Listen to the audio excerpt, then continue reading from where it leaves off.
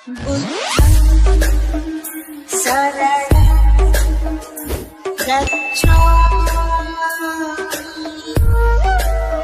बुद्धाय दोस्तों, आज हम फिर उपस्थित हैं आपके साथ कॉन्स्टिट्यूशन का पार्ट 2 लेके, इसके जो कि आर्टिकल 5 से 11 तक है, अनुच्छेद 5-11 तक है। पार्ट 2 स्टार्ट करने से पहले हम पार्ट 1 पे एक नज़र डालेंगे जो हम पीछे पढ़ चुके हैं। आर्टिकल 1 में हमारे भारत से कोई भी राज्य या कोई भी टुकड़ा अलग नहीं हो सकता। आर्टिकल 2 है, अगर किसी राज्य का कोई टुकड़ा या देश या कोई राज्य अगर हमारे भारत देश में मिलना चाहता है तो उसे हम मिला सकते हैं। नंबर 3 में कि किसी भी राज्य को सीमा, क्षेत्र एवं नाम बदला जा सकता है। चौथा इन्हीं पे आधारित है। आर्टिकल 2 और 3 को संशोधन के 368 के बाहर रखा गया है। ये 400 इनके एक बार पुनः हमने समझ लिया कि इनमें क्या था, एक बार इनको यूं ही रिपीट कर लेते हैं। फर्स्ट में है राज्य और उसका संघ क्षेत्र। आर्टिकल नंबर 2 है नए राज्यों का प्रवेश और उनकी स्थापना। आर्टिकल नंबर अगर 3 पे हम लोग नजर डालें, संसद राष्ट्रपति के पूर्व अनुमति से भारत के किसी भी राज्य का नाम, सीमा, क्षेत्र में परिवर्तन कर सकती है। चौथा आर्टिकल हम लोग पढ़ें तो अनुच्छेद 4 में है 2 या 3 के संशोधन को 368 के बाहर रखा गया है। तो चलिए दोस्तों, हम लोगों ने पिछला रिवाइज कर लिया। अब आइए अब स्टार्ट करते हैं कॉन्स्टिट्यूशन का पार्ट 2, जिसमें हम लोग नागरिकता मीन्स सिटीजनशिप ऑफ इंडिया पढ़ेंगे। सिटीजनशिप, भारतीय नागरिकता, हमारे संविधान में ब्रिटेन से लिया गया स्रोत है। सिटीजनशिप आर्टिकल नंबर 5 से लेकर 11 तक है, अनुच्छेद संख्या 5 से लेकर 11 तक। आज हम इनके बारे में विस्तार रूप से समझेंगे कि कौन व्यक्ति भारत का नागरिक होगा, कौन व्यक्ति भारत का नागरिक नहीं होगा, कितने प्रकार से हमारी नागरिकता आती है और कितने प्रकार से हमारी नागरिकता जा सकती है। इस पार्ट में हम आर्टिकल 5 से 11 तक पढ़ाएंगे और एक इसी का सेकेंड पार्ट बना देंगे इसी में बाद में, नहीं तो वीडियो बहुत लंबा हो जाएगा। नागरिकता अधिनियम 1955। तो चलिए दोस्तों शुरू करते हैं कॉन्स्टिट्यूशन का पार्ट 2, सिटीजनशिप, भारतीय नागरिकता। तो सबसे पहले आती है article number 5, citizenship at the commencement of the constitution, अर्थात संविधान के प्रारंभ पर नागरिकता। किस प्रकार से प्रारंभ पर नागरिकता? जब संविधान हमारा 26 जनवरी सन 1950 को संपूर्ण भारत में लागू हुआ, उसके प्रारंभ पर नागरिकता। इसमें नागरिकता हमको 3 प्रकार से दी गई, ABC, जो कि हम आपको बारी बारी से बताते चलते हैं। ऐसा व्यक्ति जिसका जन्म भारत के राज्य क्षेत्र में हुआ है वह भारतीय नागरिक होगा। मतलब जन्मे होने का क्या मतलब है? जैसे कि यहाँ पे तो बहुत से अंग्रेज भी थे, मतलब बहुत सारे लोग थे। तो ऐसा व्यक्ति जैसे कि जन्म से कहते हैं ना कि हमें नागरिकता जन्म से मिली, जिसे कहते हैं विरासत में। विरासत में नागरिकता का अर्थ है जैसे हमारे दादा परदादा तो उस समय रहे होंगे, उनको जन्म के आधार पे नागरिकता मिली, पीढ़ियाँ बढ़ती गईं और उसी आधार पे हमें भी नागरिकता मिली। अब शुरू करते हैं पॉइंट बी, जिसके माता पिता का जन्म भारत में हुआ होना चाहिए। जिसके माता पिता में से कोई भारत के राज्य क्षेत्र में जन्मा था उस समय, मतलब माता पिता में से अगर कोई भारत के राज्य क्षेत्र में जन्मा है तो वो भी भारत का नागरिक होगा। जैसे उस समय जब आंदोलन चल रहा था स्वतंत्रता के लिए, तो हमारे यहाँ भारत से बहुत लोग विदेशों में भी आंदोलन कर रहे थे। बहुत से क्रांतिकारी ऐसे थे जो कि विदेशों में आंदोलन कर रहे थे। तो जो उनके बच्चे होंगे उनको भी भारत की नागरिकता दी जाएगी। उनको इस आधार पर दी जाएगी कि उनके मम्मी या पापा कोई भारत के राज्य क्षेत्र में जन्मा था और वो वहाँ रह रहे हैं, क्रांति कर रहे हैं, तो उन्हें भी भारतीय नागरिकता दी जाएगी।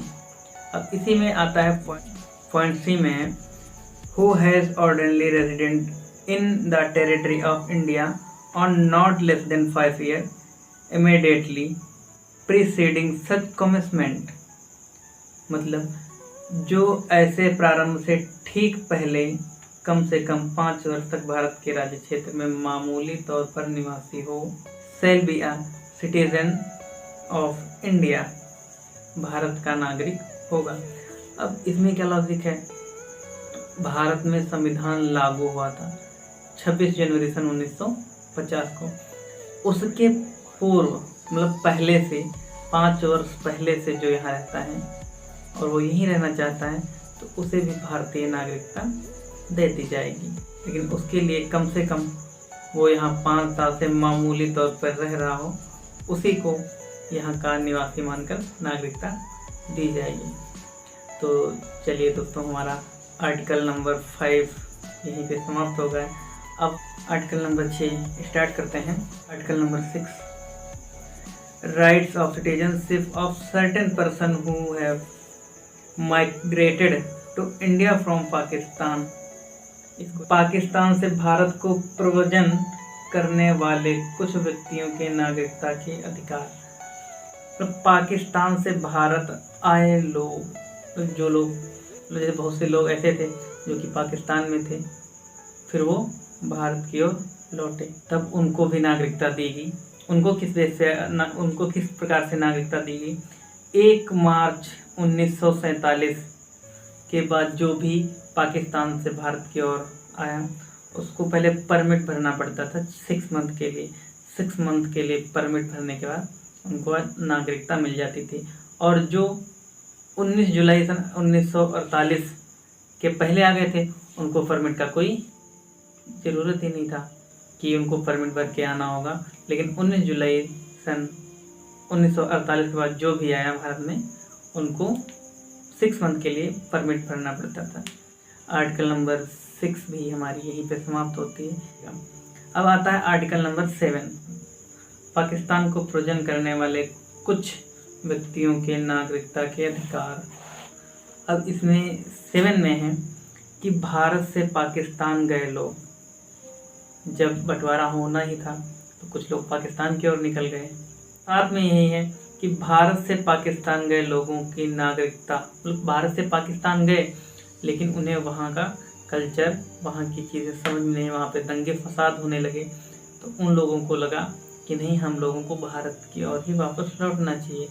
तो जब वो भारत की ओर लौटे तो उन्हें भी नागरिकता दी गई। 1 मार्च सन 1947 के बाद जो वहाँ से वापस लौटा उसको 6 मंथ के लिए रजिस्ट्रेशन कराना पड़ता था।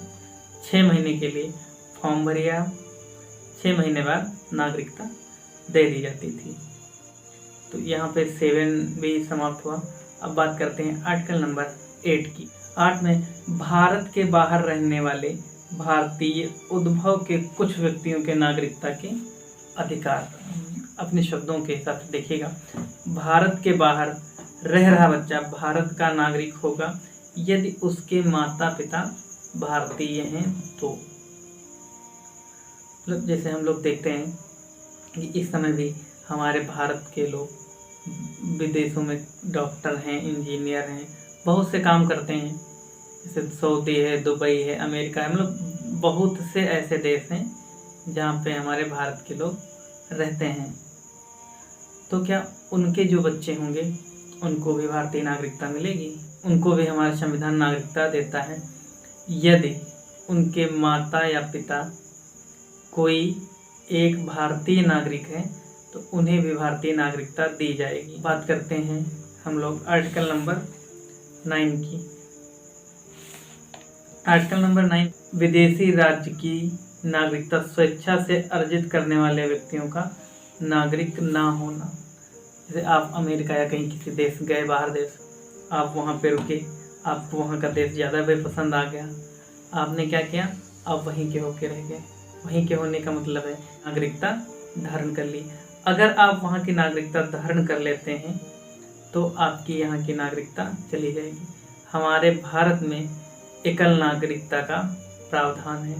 एकल नागरिकता अर्थात कि हम लोग रहें भारत के चाहे जिस कोने में रहें, चाहे जिस राज्य में रहें, लेकिन हम नागरिक कहाँ के होंगे?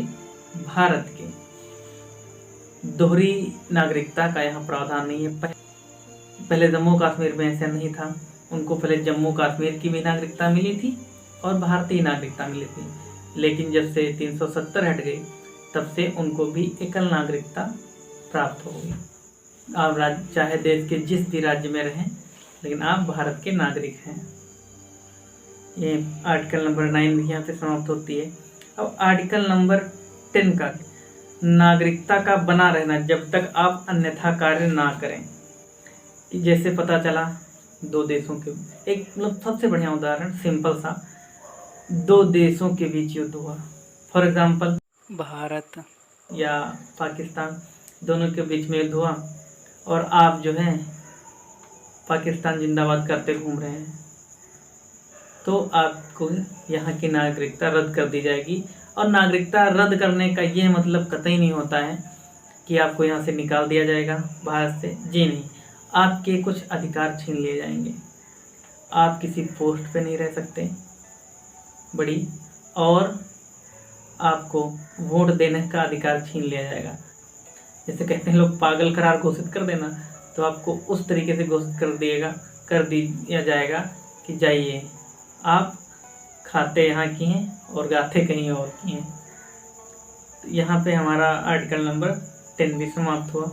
अब बात करते हैं आर्टिकल नंबर 11 की। 11 नागरिकता का कानून संसद का गृह मंत्रालय बनाएगा। क्योंकि जब हमारा संविधान बना था तो नागरिकता पे कोई विशेष कानून नहीं बने थे, तो उसमें आर्टिकल नंबर 11 में ये भी साफ तौर पे लिख दिया गया था कि आगे चल के अगर कोई समस्याएं आती हैं तो संसद का गृह मंत्रालय नागरिकता पे कानून बनाता रहेगा, जो कि होते चला आया है और कानून बनते रहे हैं। यहीं पे हमारी क्लास समाप्त होती है। अब हम एक बार दोहरा लेंगे कि किस प्रकार से नागरिकता मिलेगी। देखिए, 5 कहता है प्रारंभ से नागरिकता, जो जन्म के आधार पर और उसके माता पिता और संविधान के आधार पर मिलती है। पाकिस्तान से भारत आए लोगों की नागरिकता। नंबर 7 कहती है जो इंडिया से पाकिस्तान गए और फिर आए उनकी नागरिकता। फिर विदेशी प्रवासी जो विदेश में लोग रहते हैं उनकी नागरिकता। 9 कहता है विदेशी अगर आप लेते हैं तो यहाँ की चली जाएगी, अगर किसी दूसरे से आप चिपकेंगे तो घर से निकलेंगे। नंबर 10 कहता है नागरिकता का बना रहना जब तक आप अन्यथा कार्य ना करें। और आर्टिकल नंबर 11 कहती है कि संसद नागरिकता संबंधी कानून बनाएगा। कौन सा संसद? गृह मंत्रालय का संसद नागरिकता संबंधी कानून बनाएगा। तो यहीं पे हम आज समाप्त करते हैं 5 to 11 आर्टिकल्स। इसी में हम अगला पार्ट लाएंगे जिस नागरिकता अधिनियम 1955 के बारे में बताएंगे। क्योंकि वीडियो काफ़ी लंबा हो जाता इसलिए हम अपना वीडियो यहीं पे समाप्त करते हैं। नमो बुद्धाय दोस्तों।